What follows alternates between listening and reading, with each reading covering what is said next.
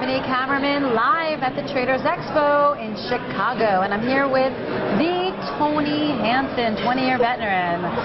She's been around the block, you guys, and she's really good at what she does. That's why I get the. Yes, she's the. Yeah, you are the. There's no other Toni Hansen, and you deserve it. You know, it's so great to talk to other traders, you know, being a trader myself, picking their brains. I don't care how long you've been doing this. You know, you can talk to somebody else, another great trader, and learn something every day. And so, you know, tell me, like, what is your favorite strategy? What do you do on a weekly basis? What's your, like, favorite thing you've been doing for 20 years and still works? Well, there's a lot of things that I like to focus on, but it depends on the market. So, like, one of the markets I love to trade are earnings gaps. Which we're in right now. Yes, exactly, right now. So this is the perfect market to come up with a lot of really strong moving positions. Okay. So when I'm looking for earnings gaps, I like to look for things that they've been trading in a channel for a while, and the earnings pops them out of that channel. Right. Okay. So you got breakaway gaps. Yes.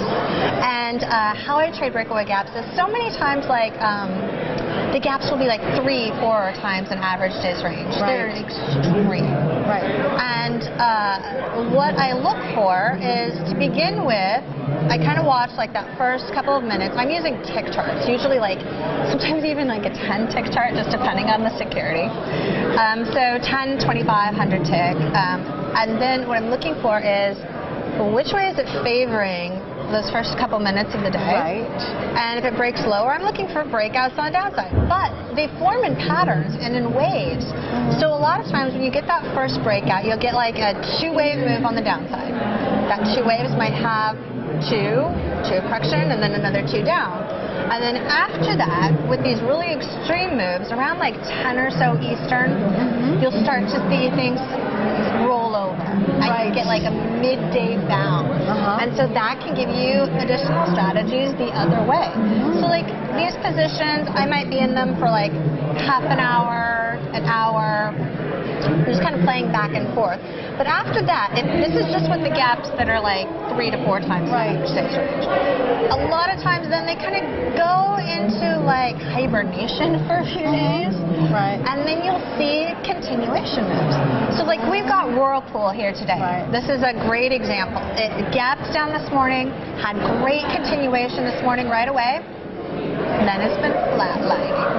So these are ones they'll then offer continuation a few days later. So like the Tesla had a pretty big gap down a couple days ago, and then it's fallen into that range. So a lot of people think, oh, massive gap, it's just going to keep free falling and keep going. Well, usually it needs a little time to turn around and think about it before you get a continuation. And then you have the situations where the gap is right smack into major support, and so then you'll actually get that first little opening range will break to the upside. So you can play those first initial 2 waves to the upside. I always focus on those first 2 waves though, because after that the momentum can shift. And also that's as 11 o'clock approaches. I always say the minions are in charge. Like the Armanis go out for lunch, and the minions are in charge, and they go like this. Well, my son would think that's awesome. Yeah, it is. That's what I say. Like, don't trade now. So, are you mostly a day trader or a swing trader or both? These days I'm more day trader. I do swing trades as well. I trade around my schedule and around my life, you know. So sometimes I might be focusing, like earnings season, I'm doing a lot more stocks.